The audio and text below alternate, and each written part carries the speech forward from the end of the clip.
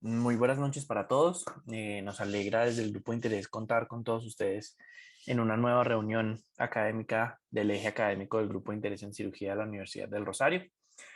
El día de hoy vamos a hablar de infección por Helicobacter pylori a cargo de dos estudiantes miembros activos del grupo, que son Gabriela Roballo de cuarto semestre y Juan Felipe Salazar, que es estudiante de octavo semestre. Además de eso, hoy contamos con la presencia del doctor Julián Romo.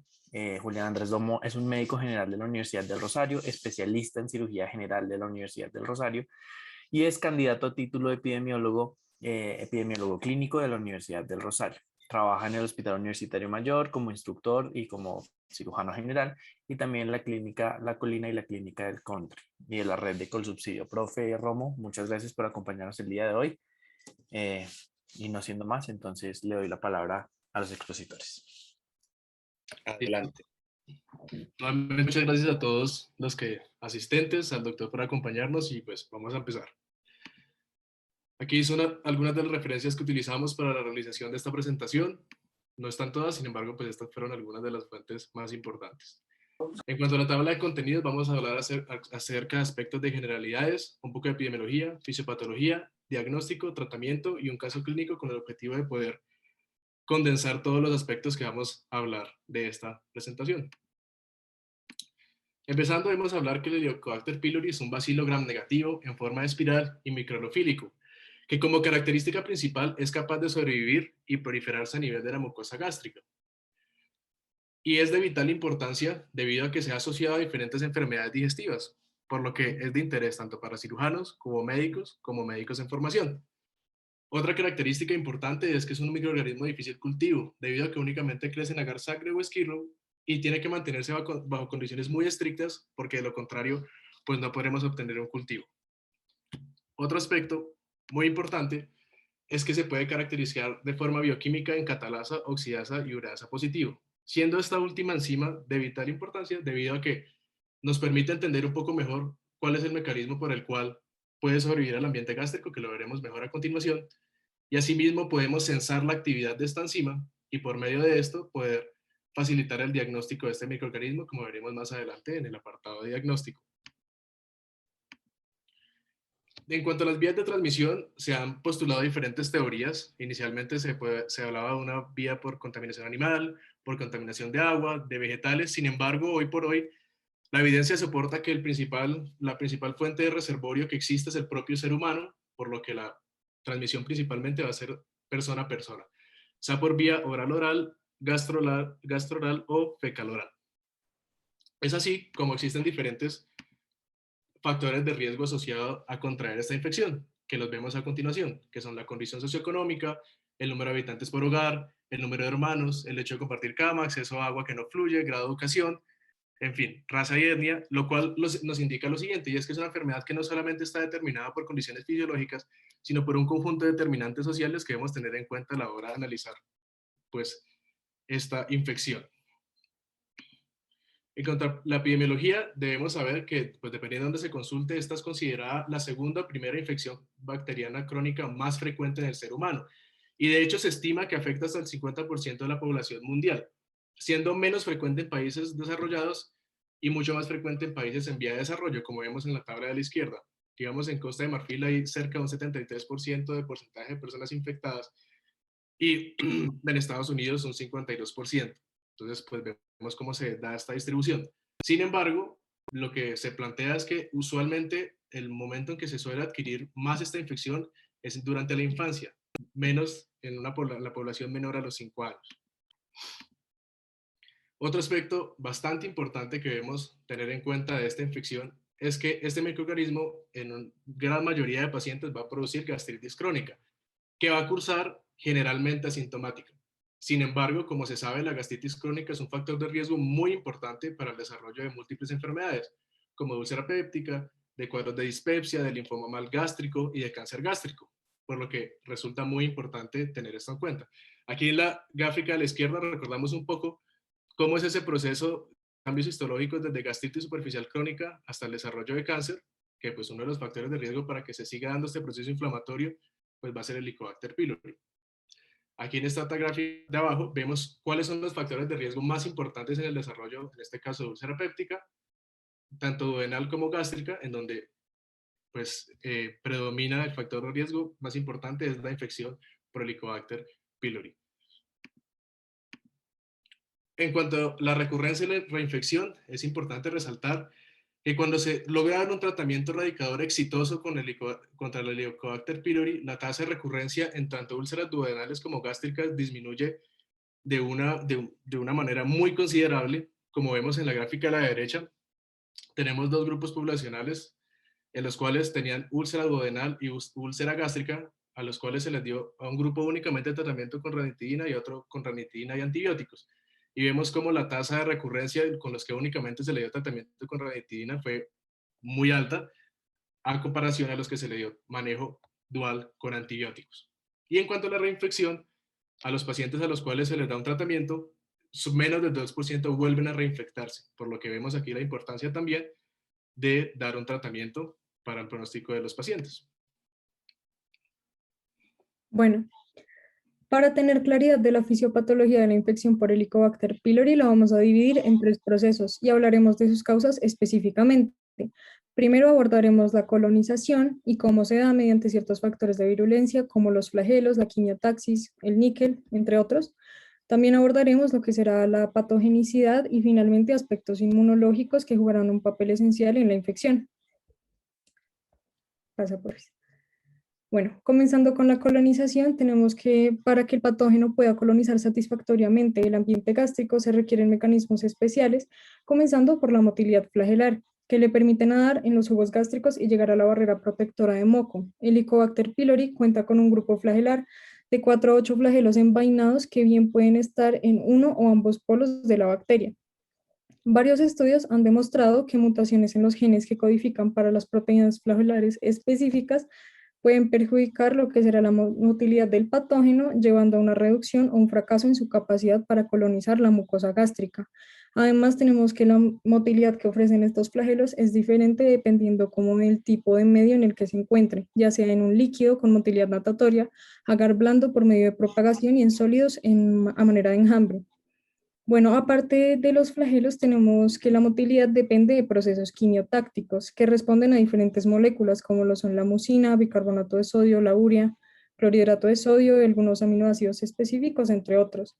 Y recordemos cuáles son los componentes principales de la mucosa gástrica, que vienen siendo las mucinas, que son glicoproteínas, el bicarbonato, los lípidos y un 95% agua. Entonces, si se dan cuenta, las moléculas quimiotácticas para la bacteria vienen siendo los mismos componentes de esta mucosa. Entonces, bueno, las moléculas se unen a receptores como lo son el T1PA y, bueno, sus subtipos B, C y D, y estos son cruciales para la colonización, pues sin los receptores las moléculas de señalización no tendrían efecto alguno. Entonces, al unirse, generan un cambio conformacional que desencadena una cascada de señalización que envía la señal a lo que será el motor rotatorio en uno de los polos, iniciando así el camino de la bacteria hacia la mucosa. Bueno, pasa por esto. Bueno, ¿qué tenemos? ¿Cuál es la importancia del níquel? En el cuerpo humano, los metales de transición actúan como cofactores de reacciones enzimáticas y procesos metabólicos que evitan el estrés oxidativo. En las bacterias son cruciales para la supervivencia de la bacteria y su infección exitosa, ¿no? Entonces, el níquel en el Helicobacter pylori viene siendo un cofactor para la producción de ureasa e hidrogenasa. Entonces, tenemos que la ureasa, como ya venía mencionando mi compañero, es una enzima muy importante, la cual va a catalizar la hidrólisis de la urea en lo que será dióxido de carbono y amonio. Al interior de la bacteria, pues tenemos una enzima llamada la anhidrasa carbónica que va a usar el agua y el dióxido de carbono para la producción de bicarbonato, el cual va a incrementar el pH alrededor de la bacteria, creando una especie de barrera protegiéndola del medio ácido. El amonio, por su parte, puede producir daño celular directamente. En cuanto a la hidrogenasa, tenemos que es parte de una cascada de señalización que permite a la Helicobacter pylori usar el hidrógeno molecular como fuente de energía para su metabolismo. Entonces, digamos, como pueden ver en la imagen, pues tenemos la Helicobacter pylori en primer lugar, pasando a través como de los fluidos gástricos, entrando a la mucosa, a la capa mucosa y llegando finalmente a la célula epitelial. En el segundo cuadro vemos cómo usa la ureasa para dar este tipo como de catálisis y poder producir esa barrera alrededor de la misma. En el tercer recuadro vemos cómo comienza a formar una vacuola, básicamente al interior de esa mucosa, y se expande hasta generar una herida abierta, en la cual ya se va a dar un daño a la mucosa y a las células epiteliales directamente, pues al quedar expuestas al medio ácido, pues la pepsina, los hidrogeniones comienzan a erosionar a estas células epiteliales. Y ya que estamos hablando de enzimas, pásame ahí, porfis.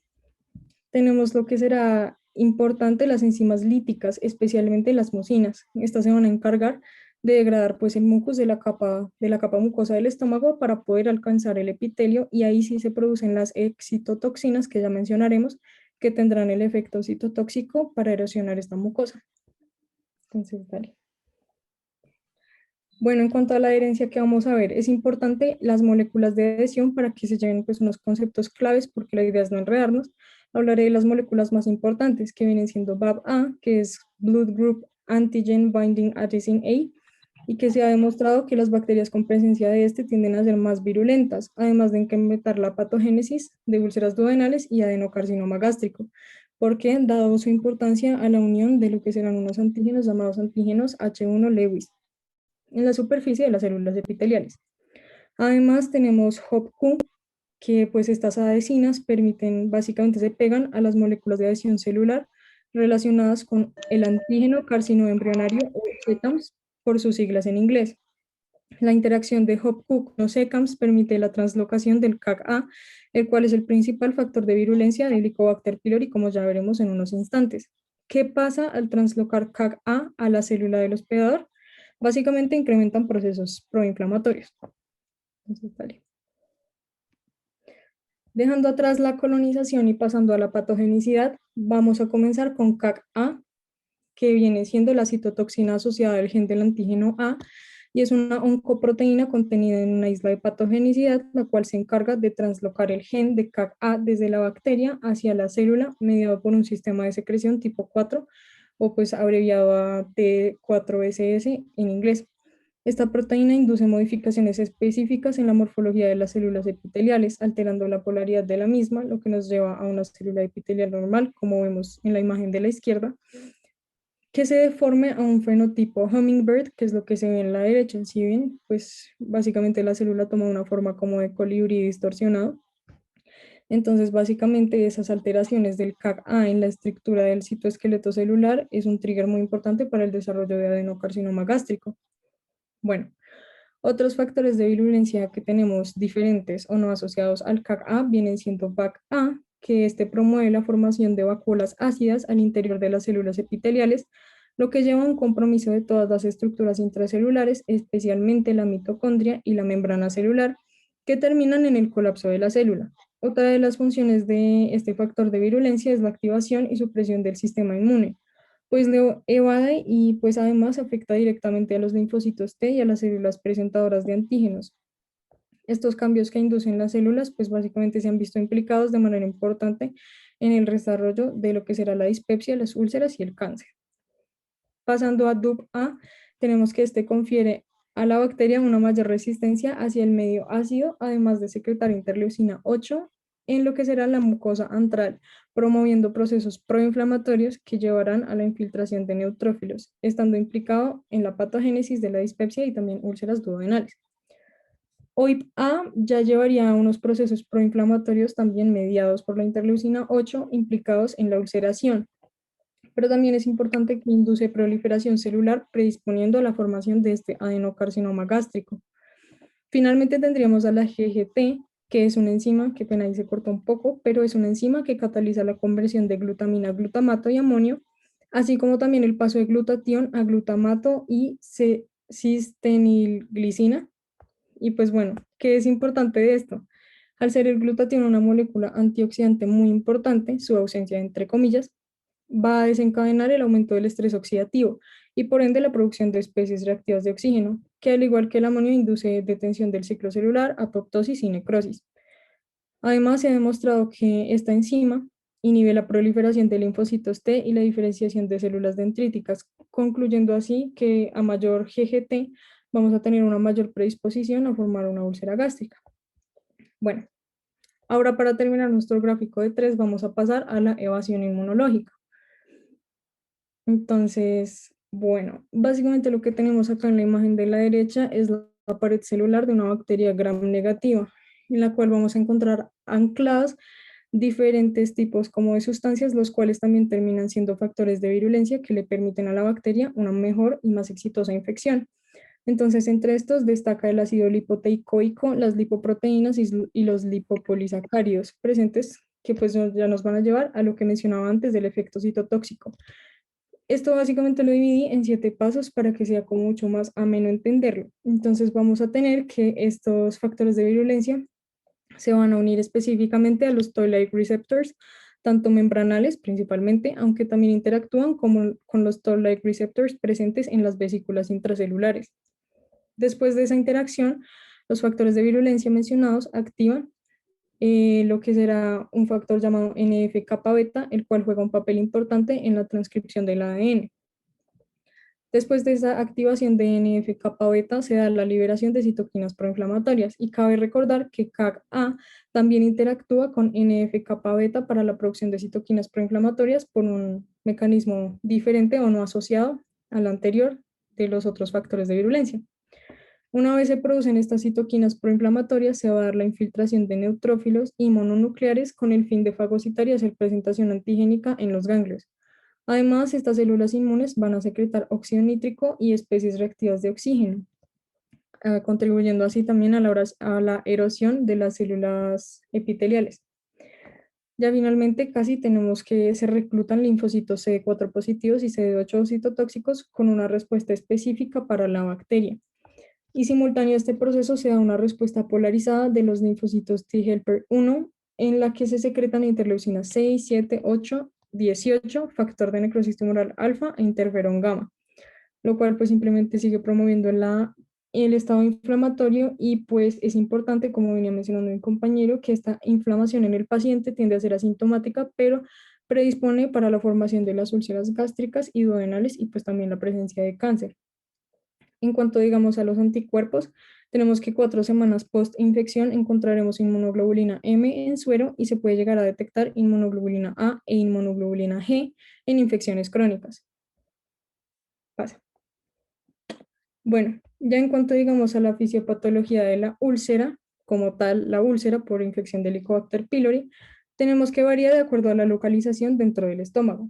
Entonces tenemos que la infección antral predominante predispone a lo que será una úlcera prepilórica o duodenal, y la infección predominante del cuerpo predispone a una úlcera gástrica y adenocarcinoma gástrico.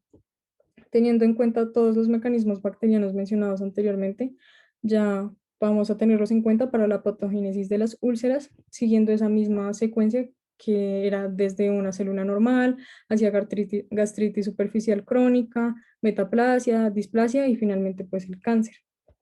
Entonces pasa. Ya recapitulando, además recordemos que el microorganismo tiene la enzima ureasa que convierte la urea en amoníaco y bicarbonato y después de esto se crea un ambiente alrededor de la bacteria que amortigua el ácido secretado por el estómago. Aparte pues del amoníaco que daña las células epiteliales superficiales por su parte. Pero había un mecanismo que no habíamos mencionado y era pues básicamente que la bacteria causa lesión gástrica por un trastorno en la secreción del ácido gástrico o una disregulación de la somatostatina gastrina. Entonces, esto se debe, por lo menos en parte, pues como al efecto inhibidor que ejerce el Helicobacter pylori sobre las células D del antro que secretan somatostatina. Y la somatostatina es una sustancia potente que es inhibidora de la producción de gastrina por parte de las células G del antro.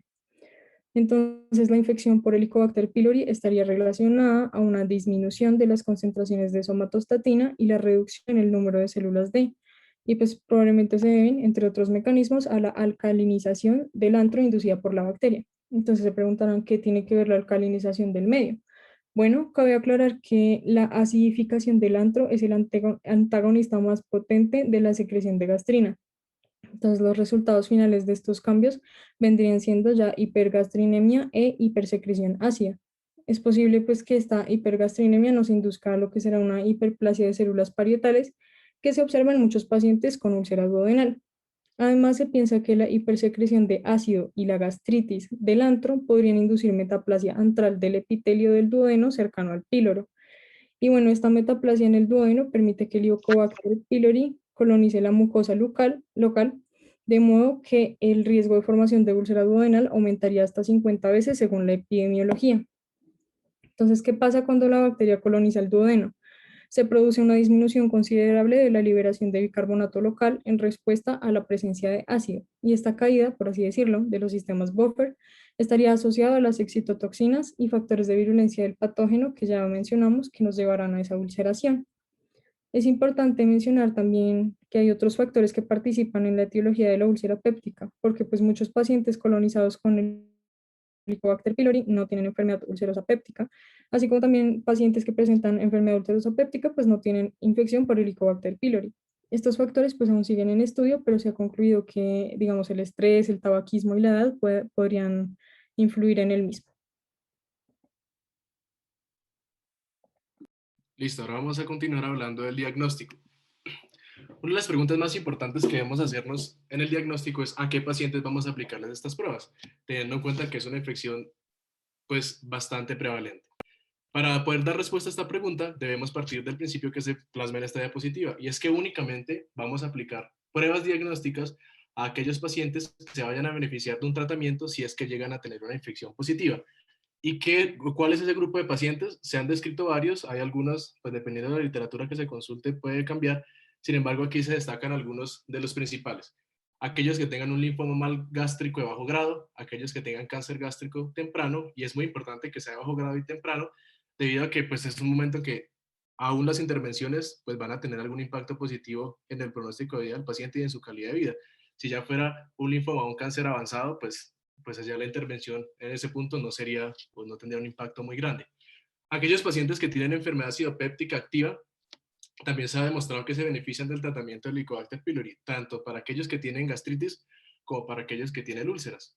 O aquellos que tienen antecedentes de úlcera péptica y no tienen documentación de erradicación pues, del Helicobacter pylori. Y asimismo, otro grupo poblacional que se beneficia de este tratamiento son aquellos que tienen dispepsia no investigada, porque se ha demostrado que muchos de ellos mejoran su sintomatología después de que se hace una erradicación de esta infección.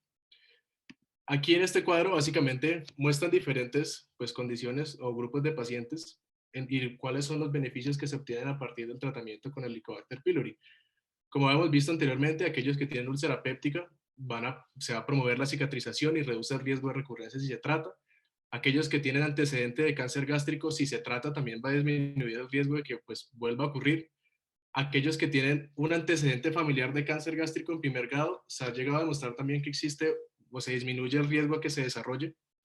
Y en pacientes que tienen gastritis crónica atrófica o metaplasia intestinal, también se ha demostrado que puede haber una reversión de las lesiones, una detención del proceso inflamatorio y en consecuencia última, pues un riesgo menor al desarrollo de cáncer gástrico. Entonces, pues es muy importante tener en cuenta esto y dar un tratamiento oportuno pues, para poder impactar de manera precoz en los pacientes. Otros aspectos importantes y relevantes es que para la aplicación de cualquiera de estas pruebas diagnósticas debemos tener ciertas consideraciones con nuestros pacientes y es advertirles que suspendan los inhibidores de bomba de protones o bismuto 2 semanas antes y también suspender tratamientos antibióticos 4 semanas antes con el objetivo de que no vayan a existir falsos negativos.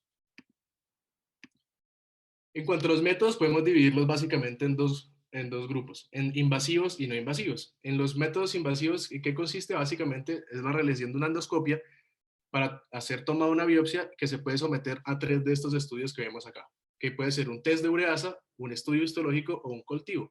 El test de ureasa básicamente ¿qué consiste? Vamos a tomar pues, la biopsia, se va a poner en un medio líquido, el cual tiene una sustancia que en presencia de cambios en el pH va a cambiar de color. Entonces, pues ponemos la muestra y agregamos urea. Y si hay presencia o no de ureasa, pues esta va a ser transformada a amoníaco y esto va a generar un cambio o una alcalinización del medio, lo que va a generar un cambio en la coloración del mismo y esto nos va a permitir de manera rápida determinar si hay o no presencia de Helicobacter pylori. Otro estudio que podemos utilizar es el estudio histológico, que no solo nos ayuda a poder atribuir la presencia o no de infección, sino que nos permite caracterizar la lesión que haya tenido el paciente también. Digamos, en la imagen de la derecha vemos un patrón de gastritis típica que genera la Helicobacter pylori, que es una infiltración de las glándulas por neutrófilos y células mononucleares. Y por último, podemos utilizar esta biopsia o llevarlo a un cultivo, que se usa menos que las dos anteriores, sin embargo, es útil en ciertos pacientes que mantengan algún patrón de resistencia a antibióticos que nos permita pues, establecer o replantear mejor el tratamiento.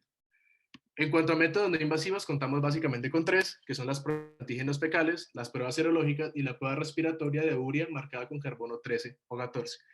La prueba de antígenos fecales es sencilla, se toma pues, una muestra de las deposiciones del paciente y se lleva un ensayo enzimático y si hay una presencia de antígeno, pues vamos a poder determinarlo.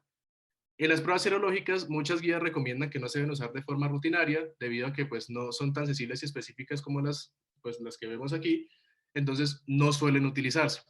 Y la otra prueba no invasiva con que contamos son las pruebas respiratorias de urea marcada con carbono 13 o 14, que vemos cómo funciona en la gráfica de la izquierda. Básicamente se da una urea marcada, la que más se utiliza es la 13 porque la 14 se ha demostrado que es radioactiva. Si el paciente tiene presencia de ureasa, pues va a degradar esta urea y la va a convertir tanto en CO2 como en amoníaco, y este CO2 pues va a estar marcado también con, en el carbono 13, con carbono 13, entonces podremos medir la exhalación de este compuesto y poder ver si tiene una curva positiva o no. Y pues si la curva es positiva, pues podríamos decir que está ante una presencia de infección. Sin embargo, algo muy importante es saber cuáles de estas pruebas debo aplicar, y este algoritmo nos facilita saber, ya cuando hemos determinado que un paciente se beneficia de investigar si tiene infección o no, pues saber cuál prueba vamos a utilizar y en qué momento podemos establecer el diagnóstico. Entonces, lo primero y el punto clave es preguntarnos si se le va a realizar una endoscopia. ¿Por qué? Porque no se justifica la realización de un método invasivo si es únicamente con el objetivo de establecer si hay infección o no. Debe haber un motivo adicional, sea cual sea. Si está ese motivo, pues vamos a aprovechar, entre comillas, para poder estudiar la presencia o no de este microorganismo. Si se va a realizar una endoscopia, debemos realizarnos las siguientes preguntas. Si tiene algún sangrado activo ulceroso, si tiene uso reciente de bismutos, inhibidores de bomba de protones o antibióticos, o si tiene alguna anormalidad a nivel endoscópico que sea, pues, que requiera una toma de biopsia gástrica. Si la respuesta es afirmativa, vamos a tomar la biopsia, pero para realizar un estudio histológico, porque se ha demostrado que el estudio histológico es el que se ve menos afectado tanto por sangrado como por uso de medicamentos. Y en el otro escenario, pues si se está tomando una biopsia para detallar mejor una lesión, pues de manera simultánea también podemos ver si hay infección o no. Si esa prueba histológica sale positiva, pues vamos a poder establecer el diagnóstico. Sin embargo, si esa prueba llega a salir negativa, teniendo en cuenta pues, que el paciente posiblemente por el sangrado, por el uso de medicamentos, puede haber sido un falso negativo, podremos repetir una prueba no invasiva en 4 a 2 semanas, dependiendo de cuál sea el medicamento que haya utilizado, y si sale positiva, estableceremos el diagnóstico, y si sale negativa, pues lo descartaremos. Por otro lado, si el paciente no ha consumido medicamentos, no tiene sangrado activo y no tiene ninguna anormalidad a nivel endoscópico, vamos a tomar una biopsia, pero no para estudio histológico, sino para un estudio de ureasa rápido. Si sale positivo, diagnosticamos, si sale negativo, descartamos. Ahora, el otro extremo, a los pacientes que no se les va a realizar una endoscopia, pues debemos optar por los métodos no invasivos, que principalmente dependiendo del país donde estemos, pero pues lo que más se recomienda es el test respiratorio de urea, o si no, el de antígenos fecales. Si sale positivo, confirmaríamos un diagnóstico, y si sale negativo, debemos preguntarnos si hay uso reciente de medicamentos. Si sí, repetiríamos los test, y si no, pues descartaríamos la infección. Es importante aquí también que en aquellos pacientes que luego de que veamos el tratamiento y se le haya brindado un tratamiento, para poder confirmar la erradicación deberíamos esperar 4 semanas después de haber finalizado el tratamiento y realizar alguna prueba no invasiva para confirmar la erradicación. Bueno, ya en cuanto al tratamiento, de entrada me gustaría basarme en este algoritmo para explicar las posibles opciones dependiendo de ciertos requisitos. Entonces, en el recuadro rojo vemos la terapia triple. Esta terapia es la terapia de primera línea y consiste en administrar un inhibidor de bomba de protones a dosis doble 2 veces al día, amoxicilina 1 gramo 2 veces al día y claritromicina también cada 12 horas. Es una terapia que puede tener una duración entre 10 a 14 días. Bueno, ¿qué pasa?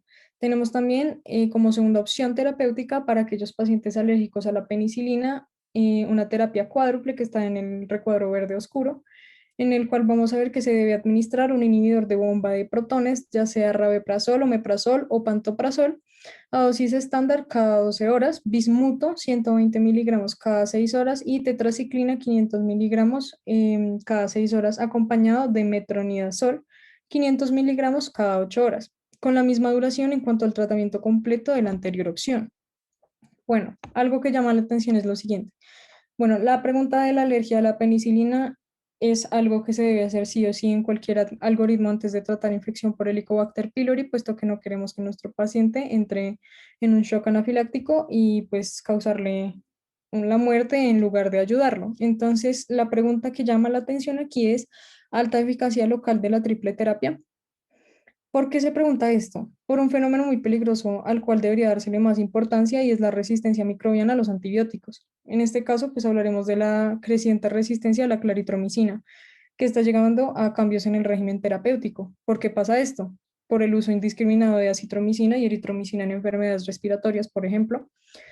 Y bueno, si tenemos más terapias, ¿por qué sería un problema la resistencia bacteriana? Podríamos llegar a preguntarnos porque terminamos implementando regímenes terapéuticos más largos para erradicar el Helicobacter pylori. Y mientras más largo sea un tratamiento, menor adherencia al mismo, ya sea por efectos adversos, costos y demás incomodidades que nos puedan referir los pacientes. Y si no se termina la terapia, las bacterias sobrevivientes pueden mutar y generar más resistencia. Es como un ciclo vicioso. Entonces, bueno, ¿qué terapia vamos a usar en zonas con resistencia a la claritromicina? Entonces vamos a usar una terapia cuádruple, que está del cuadro verde un poco claro, en el cual consiste en administrar inhibidores de bomba de protones a dosis estándar cada 12 horas, amoxicilina 1 gramo 2 veces al día, claritromicina 500 miligramos cada 12 horas y metronidazol a la misma dosis que la claritromicina, 500 miligramos, también cada 12 horas. Y este también se debe administrar de 10 a 14 días. Bueno, en zonas en las que la resistencia a la claritromicina va del 15 al 20%, la claritromicina se reemplaza con levofloxacino, 500 miligramos de cada 12 a 24 horas, dependiendo de las indicaciones del médico tratante, con amoxicilina 1 gramo cada 12 horas e inhibidores de bomba de protones en dosis estándar 2 veces al día, como se puede ver en ese recuadro, como entre el rojo y el verde claro. Entonces, bueno, también se ha descrito una terapia cuádruple híbrida en la cual se debe administrar un inhibidor de bomba de protones y amoxicilina por 14 días y a los 7 días se añade claritromicina y nitromidazoles, que pues bien puede ser para seguir la continuidad de los ejemplos, el metronidazol. Entonces ya, ¿qué vamos a ver? Vamos a ver si fracasan los diferentes regímenes terapéuticos que se debe reevaluar en cuanto al diagnóstico, si realmente es una infección por Helicobacter pylori o si es otra causa y si no, también se debe remitir a un centro de referencia para iniciar un tratamiento específico a una medida de acuerdo a los requerimientos del paciente. Dale. Entonces, bueno, en cuanto un poco hablando de la exploración pionera en estos campos de tratamiento, vamos a hablar de los probióticos y las vacunas. ¿Qué se ha visto en cuanto a los probióticos? Los probióticos se vienen a administrar para prevención y tratamiento de infecciones gastrointestinales, no solamente por Helicobacter pylori. Y su función es la restauración de la microbiota. ¿Por qué se administraría esto en infección por Helicobacter pylori? ¿Cuál sería la función de restaurar la microbiota? Al restaurarla, porque pues esta se ve decaída por el uso de antibióticos prolongadamente, entonces vemos que al restaurar la microbiota simplemente disminuirían los efectos adversos producidos por la terapia y al disminuir los efectos adversos aumenta lo que sería la adherencia al tratamiento y así se completarían los tratamientos para erradicar completamente el Helicobacter pylori, evitando lo que ya habíamos mencionado de la resistencia microbiana a los mismos. Pero la literatura muestra que los probióticos por sí solos no son eficaces. Y en cuanto a las funciones, como venimos mencionando, otras vienen siendo el fortalecimiento de la mucosa gástrica y la regulación de la función inmune. En cuanto a las vacunas, bueno, ninguna vacuna ha sido realmente aprobada porque todas están en investigación, pero ya se han visto estudios en los cuales se comparan vacunas orales versus vacunas aplicadas intramusculares, viendo una mayor eficacia por parte de las orales en cuanto como a la protección de múltiples antígenos. Y también se ha visto como una discusión en cuanto a si deben ser para tratamiento o prevención o profilácticas. Entonces, bueno, de esas tenemos 4. Entonces tenemos Epivax, la cual básicamente viene siendo probada para uso tanto profiláctico como terapéutico. y las otras 3 ya vendrían siendo únicamente para usos profilácticos. De nuevo, ninguna de estas vacunas ha sido como realmente aprobada. Listo, ahora vamos a finalizar con el análisis de este caso clínico que planteamos. Entonces, tenemos un masculino de 50 años de edad que ingresó al servicio por cuadro de 2 semanas de evolución caracterizado por dolor abdominal, de comienzo insidioso, tipo ardor, acentuado por el hambre, que mejora posterior a la ingesta y que no se irradia. Y niega fiebre u otra sintomatología asociada. Hasta este punto, pues, estaríamos ante un cuadro de dispepsia bastante habitual de un paciente de 50 años. Asimismo, refiere haber presentado varios cuadros similares de intensidad menor en los últimos 5 años. Asimismo, comenta que sus 6 hermanos han sido diagnosticados con enfermedad sidopéptica y uno de ellos desarrolló cáncer gástrico a sus 35 años. En el examen físico de ingreso se destacó solamente mucosa oral seca con dolor moderado a la palpación profunda gastrio. Se realizó un hemograma que fue normal y una endoscopia que fue compatible con gastritis crónica. Entonces, en este punto, ¿qué es importante resaltar? Que es un paciente que por solamente su cuadro dispéptico, pues ya tiene criterios para yo querer interesarme en hacer una investigación si está infectado o no por Helicobacter pylori. Y al ser un paciente mayor de 35 años, en Colombia pues estaría indicada la realización de una endoscopia para lo mismo. Asimismo, pues con el antecedente que tiene en primer grado de cáncer gástrico, pues estaría también indicada esa endoscopia por este aspecto y pues eso básicamente. Sin embargo, se le realizó una endoscopia que únicamente reportó gastritis crónica, pero no se le realizó una biopsia, que pues es bastante grave, teniendo en cuenta que no solo no se está caracterizando si hay infección o no, sino lo más importante es que no estamos investigando acerca de esa lesión que se encontró, y más teniendo en cuenta que es un paciente de alto riesgo para el desarrollo de cáncer gástrico. Asimismo, pues al paciente se le indicó tratamiento únicamente con omeprazol, manifestando una mejoría clínica aparente, dando así egreso. Pero pues, aquí lo que queremos destacar es que a este paciente tuvo que haberse realizado una biopsia, tanto para estudio histológico de la lesión como para ver si estaba o no presente la infección por Helicobacter pylori. Entonces, 4 meses después, fue hospitalizado nuevamente por múltiples episodios de hematoquesia y hematemesis, junto con un compromiso del estado general. Se realizó un nuevo estudio de endoscopia y se observó una úlcera de cuerpo gástrico, Forest 1B, es decir, que es un sangrado activo difuso que fue manejada de forma exitosa por medios endoscópicos. Ahora sí se le realizó una biopsia de anto gástrico y duodeno que informó gastritis crónica atrófica erosiva y activa con Helicobacter pylori positivo. Entonces, en este punto, ¿qué podemos resaltar?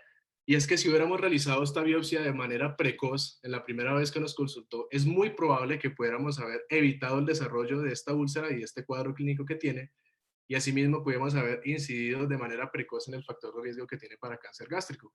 Por lo que es muy importante, pues, realizar esto y tener claras cuáles son las indicaciones que existen para cada procedimiento. Sin embargo, en este punto que se encuentra el paciente, claramente se beneficiaría de un tratamiento, teniendo en cuenta que tiene una gastritis crónica erosiva y asimismo una úlcera, por lo que no está mal iniciar un tratamiento, sin embargo, pues se pudo haber hecho de una forma más precoz. En cuanto al tratamiento de algo que llamó la atención, y es que fue empleado con inhibidor de bomba de protones a dosis estándar cada 12 horas, amoxicilina 1 gramo cada 12 horas y levofloxacino 500 miligramos cada 24 horas. Entonces no sé si a alguno de ustedes le gustaría participar y decir por qué este es un tratamiento errado.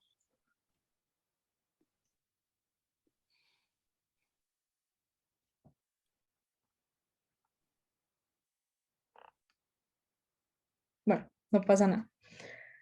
Es errado porque si recordamos lo que sería el algoritmo de tratamiento que les mostré previamente, antes de administrar lo que sería levofloxacino, tendríamos que determinar si la cepa de Helicobacter pylori es positiva para resistencia a claritromicina.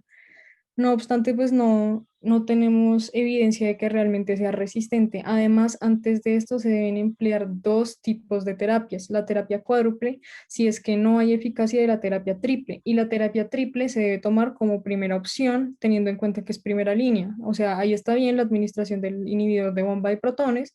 También, aunque se le administra dosis estándar, se le debería haber administrado a dosis doble, ahí bien, 2 veces al día la amoxicilina, la cual también está bien, a 1 gramo 2 veces al día, pero no se debió haber administrado el levofloxacino, sino debió haberse administrado la claritromicina, también pues como cada 12 horas.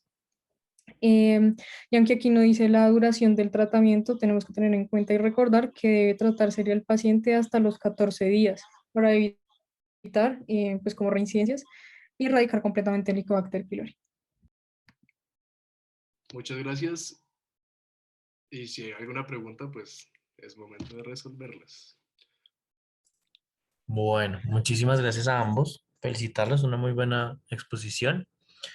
Si quieren, le doy paso primero al doctor Romo y posterior a Fernando para que modere las preguntas. Adelante, doctor. Perfecto. Sí, varias cosas para decir. Probablemente lo primero y más adecuado es felicitarlos. Me parece una exposición buenísima del tema. Me parece que abarcaron en gran medida lo que se debería conocer para el nivel, creo yo, que de estudiante incluso interno y, por qué no, también de residente en cirugía general. Y sí, varias cosas de pronto para anotar. Al hablar de el Helicobacter pylori como una bacteria, y muy bien lo expresaron en la presentación, uno comienza a hablar entonces en esa bacteria de la serie de características que puede tener la bacteria para generar mayores problemas al organismo, ¿no? Si tiene reacciones enzimáticas que generan problemas en el organismo, si tiene factores de virulencia muy bien explicados por ustedes, y salen una serie de cosas. Por ejemplo, siempre me ha resultado llamativo, y es así, que el rendimiento digamos, los flagelos de este bacilo gran negativo baten mucho más in vivo que en los propios cultivos o en los agares en los que funciona. Es raro, esa bacteria, digamos, que funciona mucho más en in vivo que in vitro, ¿no? Entonces es un poco llamativo eso. Es un poco más de adultos que de niños. Estuve buscando un poco del tema y tal vez el componente ácido no es tan fuerte en la población pediátrica y probablemente no es como un sitio llamativo inicial para el Helicobacter pylori. Sin embargo, ese punto todavía sigue en discusión y siguen evaluando el por qué factores aparecen en la mucosa o en la vellosidad para permitir que se adhiera más en la población adulta, ¿no? Estoy totalmente de acuerdo cuando hablan de que hay unas relaciones directas y proporcionales con algunos hallazgos endoscópicos. La gastritis crónica es un hallazgo definitivo de infección por Helicobacter pylori y yo les hago ahora de pronto o los llevo a recordar cuando ustedes están rotando con nosotros, cuando están por medicina interna, los que están empezando en clínicas, o incluso con familiares, alguien le presenta una endoscopia, un resultado, y uno deja pasar esos hallazgos como insignificantes. Una gastritis crónica antral, hay que ponerle mucho cuidado porque estamos hablando que por encima del 70-80% ahí hay subyacente una infección por Helicobacter pylori. Entonces, no se les olvide de esta charla. Ahora les voy a explicar un par de cosas de la parte endoscópica. No se me puede escapar al final, pero que no se me pase esto sin decirles que hay hallazgos que definitivamente son red flags para frenar y mirar qué puede pasar con ese paciente. La metaplasia. Hay una cosa que se llama gastrización del duodeno, es decir, aparición de una serie de características de la mucosa gástrica a nivel duodenal, que también está hablando de cambios de pH. Y creo que me queda muy poco para decir de toda la parte molecular. Creo que hablaron muy bien de la colonización, creo que hablaron muy bien de la relación con los metales de transición. El níquel es supremamente importante como un cofactor que va a permitir prácticamente que el Helicobacter pylori pueda sobrevivir y hacer todas sus funciones, ¿cierto? Y hay una serie de antígenos, como ustedes bien lo dijeron, BAC-A, CAC-A, DUP-A, que se van a desarrollar con ciertas características. Lo que sí llama la atención es que hay ciertos factores de virulencia y ciertos antígenos que se asocian más que otros con la clínica del paciente o el desarrollo de alguna patología en especial. muy, muy llamativo que entre más CAC-A tiene aislado del Helicobacter, se asocia más con úlceras duodenales perforadas. Lo mismo que el DUP-A se asocia con úlceras duodenales sangrantes. Muy, muy llamativo para seguir la investigación. ¿Qué otra cosa les quería comentar? Probablemente en el diagnóstico es donde comienza a ver como la sustancia de esta revisión de tema. Y no se nos puede olvidar, como muy bien lo dijo el compañero, que hay que suspender la terapia IVP 2 semanas antes. Y está discutido cuánto tiempo hay que suspender la terapia con otros antibióticos y medicamentos. Eso está un poco más discutido, 3 semanas, un mes, 2 semanas. Pero lo cierto es que para hacer un diagnóstico adecuado debería suspenderse 2 semanas los IVPs. Totalmente de acuerdo con ustedes. En los métodos, que ustedes muy bien los dividieron en no invasivos e invasivos, hombre, en lo particular me parece que la biopsia le genera a uno una muy buena seguridad con un muy buen rendimiento diagnóstico final, con una alta sensibilidad y una especificidad muy buena, por encima del 80-85%, para evidenciar las características propias y comportamiento del Helicobacter en un cultivo, sin demeritar el resto de pruebas, por supuesto. Y en las no invasivas, el antígeno fecal, las serológicas, todo eso, en general no las hacemos.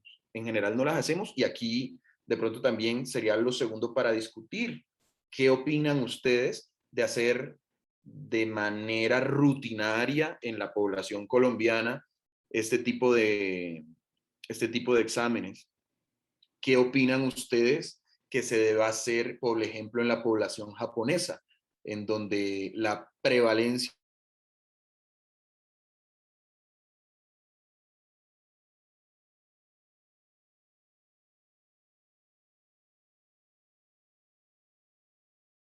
del helicobacter aquí en Colombia, un tamizaje, se debería hacer en Japón, se está haciendo? Si quieren lo discutimos al final, un minutico, porque me encantaría que todos se llevaran la idea de qué es una prueba de tamizaje, la endoscopia es o no es una prueba de tamizaje, la ureasa, todo eso, ¿sí? Entonces lo podemos hablar al final. ¿Y qué más me queda para decir? Estoy totalmente de acuerdo en las indicaciones de endoscopia y me gustaría mucho que lo tengan en cuenta. Entonces, ¿qué paciente requiere una endoscopia?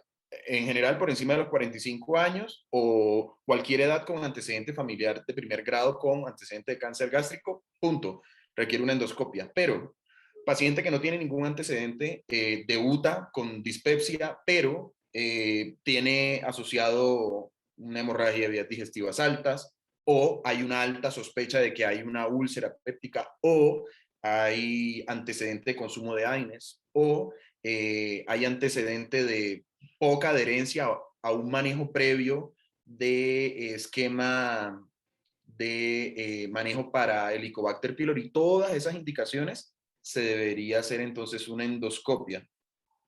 Y la terapia erradicadora, me gustó muchísimo la manera en que lo mostraron. Me parece que hay una terapia triple, que es la básica, y que a partir de ahí, la segunda opción, en lo que me parece a mí que sería lo adecuado, y también la haga, lo habla, es que sería la terapia cuádruple con bismuto y metronidazol. Ahora, pueden mirar la resistencia a la claritromicina, como bien lo dijeron, y en esos casos de la resistencia mayor al 20% de claritromicina, se vuelve una muy buena opción hacer terapia cuádruple inicial. Si no, no funciona, continuamos con la terapia con levofloxacina. Entonces, bueno.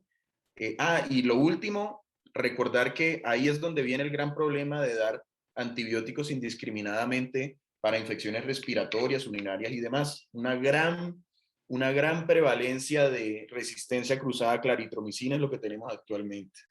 No sé si tengan dudas, hablemos un poquito de todo y aquí estoy para responder. Muchísimas gracias, profe. Entonces le doy la palabra a Fernando, quien es el que tiene la lista de las preguntas que hicieron durante la charla. Listo, entonces yo voy a leer las preguntas que nos hicieron, empezando con ¿qué tan frecuente es el desarrollo de cáncer gástrico en pacientes que tuvieron H. pylori? Sí, es muy frecuente. Digamos que los estudios de prevalencia o los estudios poblacionales no los tenemos tanto en Latinoamérica y es un estudio que se debería hacer. Son más estudios japoneses, europeos, pero la prevalencia está por encima del 30-40%, eso es altísimo. Y lo otro es que esa prevalencia comienza a aumentar de acuerdo a las características que se encuentran en la endoscopia y los antecedentes del paciente. Hay una clasificación endoscópica que se llama de Kioto, y esa clasificación de Kioto habla como cosas como atrofia de la mucosa, metaplasia intestinal, engrosamiento de los pliegues gástricos, nodularidad. Entonces, cada cosa va sumando como puntos asociados a infección con Helicobacter pylori, sueltan un porcentaje de riesgo de cáncer gástrico. Entonces, es clara la relación entre infección incluso no tratada de Helicobacter pylori y desarrollo de cáncer gástrico. Gracias, doctor. Tenemos varias preguntas, entonces la siguiente sería, ¿es posible una infección de H. pylori a nivel de colon? Y si sí, ¿también va a generar úlceras? Es muy poco, digamos que es poco probable en general, porque para que llegue el Helicobacter pylori hasta allá, ha tenido que dejar de lado a la mucosa gástrica, que es muy llamativa para la bacteria, ¿cierto? Entonces, de lo que alcanzamos a revisar en general es muy poco frecuente, y las barreras que tiene la mucosa colónica son muy diferentes a las características, podemos decir, funcionales de la barrera gástrica. Entonces, es muy, muy, muy poco frecuente que vaya a desarrollarse este tipo de ulceraciones en la mucosa colónica. Listo.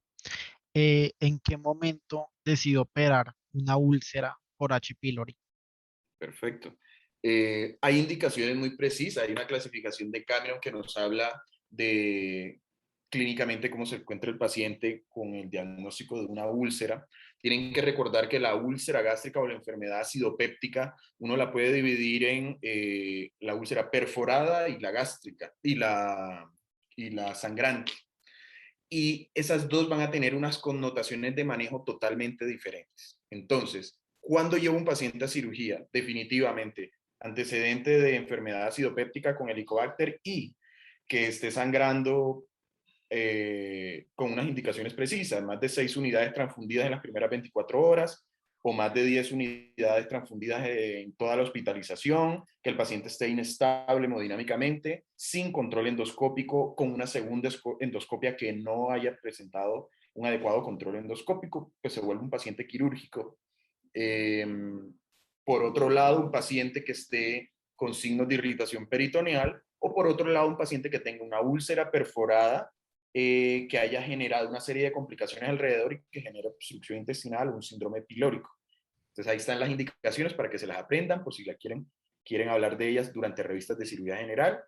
Pilórico, sangrado con las indicaciones que le comenté, los signos de irritación peritoneal, inestabilidad hemodinámica, lo llevan. Otra cosa es qué vamos a hacer, que si lo quieren lo hablamos, pero eso digamos que es como para otra charla. Listo, doctor. ¿La predisposición a cáncer gástrico es por la patogenia directamente de la bacteria sobre el ADN o porque favorece que se alteren mecanismos celulares que favorecen al cáncer? Sí, tiene de las dos, pero es un poco más de lo segundo.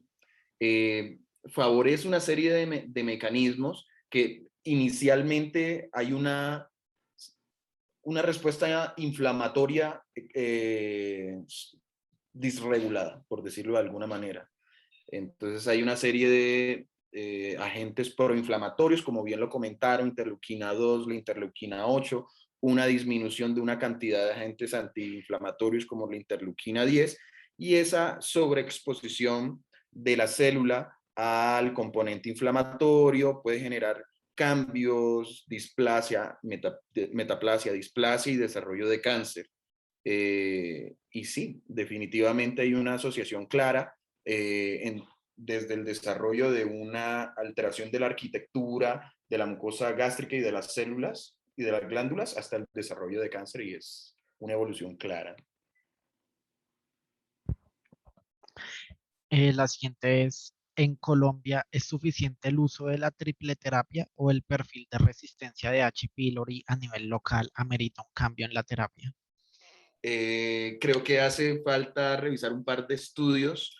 De hecho, creo que se están haciendo ahorita, le había comentado a un compañero en el instituto acerca del tema, porque las resistencias que hemos encontrado y en los cultivos que toman de las endoscopias ven una alta resistencia a la claritromicina. En lo personal, creo que sí sería un punto de buena práctica comenzar a pensar o en tomar el perfil de resistencia a los pacientes que vayamos a iniciarle la terapia triple, o a pensar hacer una política por instituciones de perfiles de resistencia institucionales o en los hospitales, porque creo que todo va hacia allá, hacia la terapia con cuatro medicamentos. Listo. Una anemia que no se explica por otra patología podría ser un criterio para indicar las pruebas diagnósticas de H. pylori.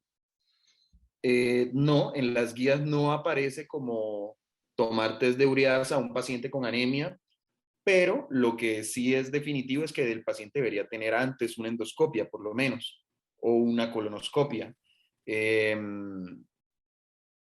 y vuelvo y digo, en lo personal y lo que vemos en la práctica diaria, el paciente antes de comenzar a hacer un test de ureasa o una prueba inmunofecal, ¿cierto? O serológica, le haces una endoscopia, sacas más información, tiene muy buen rendimiento la histología que puedes tomar o la biopsia que puedes tomar de esa lesión por endoscopia. Entonces, creo que no vale la pena irse mucho más allá que una endoscopia inicial. Listo, doctor, muchas gracias. Creo que la última pregunta que tenemos también nos hablaba del perfil de resistencia a claritromicina, pero creería que quedó claro pues con la pregunta anterior. No sé si la persona que la hizo pues quisiera decir algo sobre esto. Si no, pues muchas gracias, doctor, por las respuestas. Creo que realmente pues quedaron bastante claras. Profe, yo tengo, de lo que mencionó del cáncer gástrico y el tamizaje y demás, pues a mí sí me pareció algo interesante y algo que me gustaría discutir con usted y es, sé que en varios países se hace pruebas de tamizaje para el cáncer gástrico. De hecho, en Estados Unidos y en Japón, como usted lo mencionaba, se establecen varias pruebas como endoscopias y demás para abordar de forma temprana los estadios del cáncer gástrico y tener un mejor pronóstico para los que tienen esta patología. Pero dentro de las guías de Colombia establecen que no es costo beneficioso para los pacientes hacerles endoscopia para el cáncer gástrico, lo cual es irónico porque si lo están haciendo en otros países, ¿por qué? O sea, ¿bajo qué criterios llegan a decir no se puede hacer porque no es costo efectivo? Bajo un criterio epidemiológico. Y probablemente es que se ha hecho un estudio de campo inicialmente de la prevalencia de o de la presencia de cáncer gástrico relacionado con la infección del Helicobacter pylori, ¿cierto? Y lo comparan con ese estudio de prevalencia, por ejemplo, en Japón o en Estados Unidos, en donde esa relación probablemente tenga un porcentaje mucho mayor acá. Entonces es diferente uno tomar una endoscopia que es altamente costosa, es invasiva, no tiene las características de ser una prueba de screening por ningún lado, pero en Japón, al ser una enfermedad que es prevalente en la población, vamos a estar encontrando muchísima cantidad de casos, que es lo que uno quiere con una prueba de screening. Probablemente acá los casos varían de acuerdo a la población de estudio. Es diferente el altiplano cundiboyacense al Amazonas o al llano en cuanto a la prevalencia de la infección por Helicobacter pylori y la progresión a cáncer gástrico. Pero es por eso. Entonces uno tendría que pensar, bueno, pero podría sugerirle al Instituto Nacional de Salud realizar otro tipo de prueba de tamizaje que sea más costo efectiva y así mandarle a todos un test de screening, por ejemplo, ureasa y esto.